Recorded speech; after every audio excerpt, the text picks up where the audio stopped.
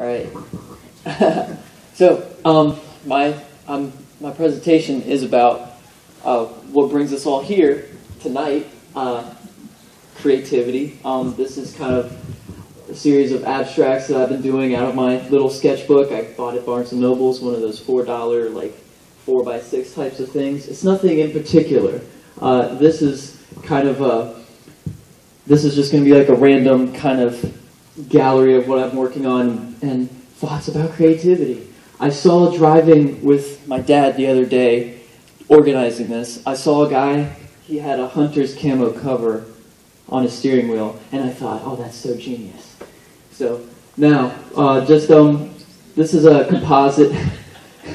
This is a composite of a girl's face. I just took it from the internet and I drew it from my computer. And I sat with the face for a while. I didn't know what to do, and then I drew a hand. And I'm sort of just winging a lot of these things. This is more about creativity. What I should have been doing in class, I should have been probably paying attention more. But I was doing more of this in high school, and this is just like on a back of some Spanish notes or something. But yeah, I like observing how things kind of just kind of expand and grow. You kind of can manipulate it, but it's also kind of outside of your control. This was, luckily, I had this book with me for a doctor's appointment, and I sat there the whole time, and I made this. And it doesn't really mean anything, but, so that's my two issues with creativity. This is also, I decided to play with color, because I'm not too into color. I do a lot of pen and pencil work, and I think I might have been listening to some 80s music when I did this. That's what happens a lot of times when you start creating, just kind of abstractly. You're just kind of, well, let's see where this goes. No intention. This is kind of the opposite of that, sort of. I started drawing some swirls, and I started shading in between, and I kind of saw this face that is just kind of, that's how I feel at, waking up in the morning, and I kind of I'm starting to develop this type of style with lines and flow and shading and all that. This is another stress-induced picture, and I see a face. I don't know if you guys can see what you guys see, but I have no idea like how I'm going to shade him. I don't even really want to think about it, but he looks like he's ogling something. He looks like he's out of control. This is more or less out of control face. I kind of started drawing swirls and lines and shading, and this is what I started, I guess, towards a samurai looking dude. That's what I see. I kind of just take from, I kind of get these impressions and I go with them, and this is the one that I was actually trying to draw a relaxing image, and it totally backfired.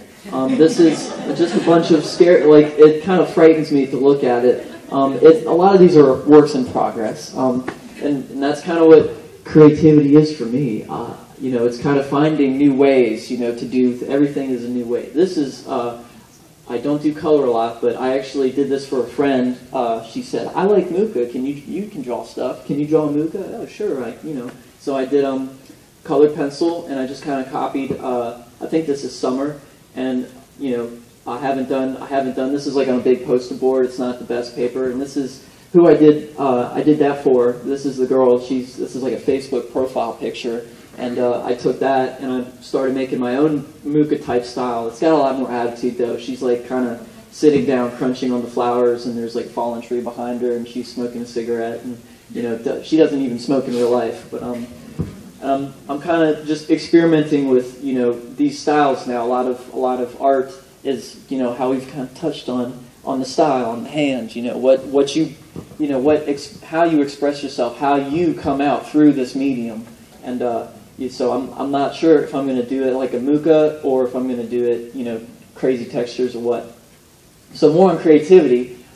This is the type of stuff I was doing in high school. It was wholly just abstract. I liked how, I guess my dad is an architect, so that might have paid some type of influence, but yeah, it's kind of like comic book-esque, type of looking at things, and what can I draw, what can I add, and symbolize and all that. And now, years later, I actually went back. I regressed, and now I'm sort of working on my own little private project, which is this comic book based on all these thoughts that I've had floating around in my head, I figured I might as well put them down, make them concrete. This is sort of along those lines. I went through, I tore my ACL about a year ago exactly, so I had to go through therapy. I couldn't even play video games. But so basically all you're left with when you tear your ACL is your mind.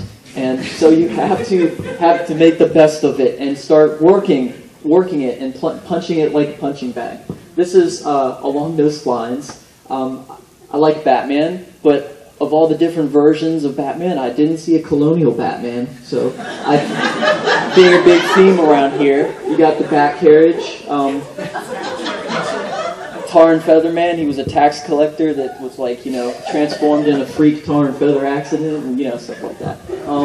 This is sort of touching on dreams. Around 2 years ago, I was telling another dreamer tonight that I've had these chronic dreams, and it kind of went from being trapped to now I'm going to actually, maybe I want to go to sleep and dream about a chocolate house that I eat all night long. And that's what this is. I kind of had to rush it for this presentation in terms of coloring with pencil. Probably not my favorite choice, but yeah, it's just thinking about making your mind think about things. And so to I guess end with my creativity thing, it's you basically are creating your own life, your own destiny, yada yada. This is my room. I decided that a blue wall was not doing it for me, so I tore to shreds a Muka calendar and an astronomy book. So that's what I look at. It gives me inspiration, and I hope you get inspiration from creating. So thank you.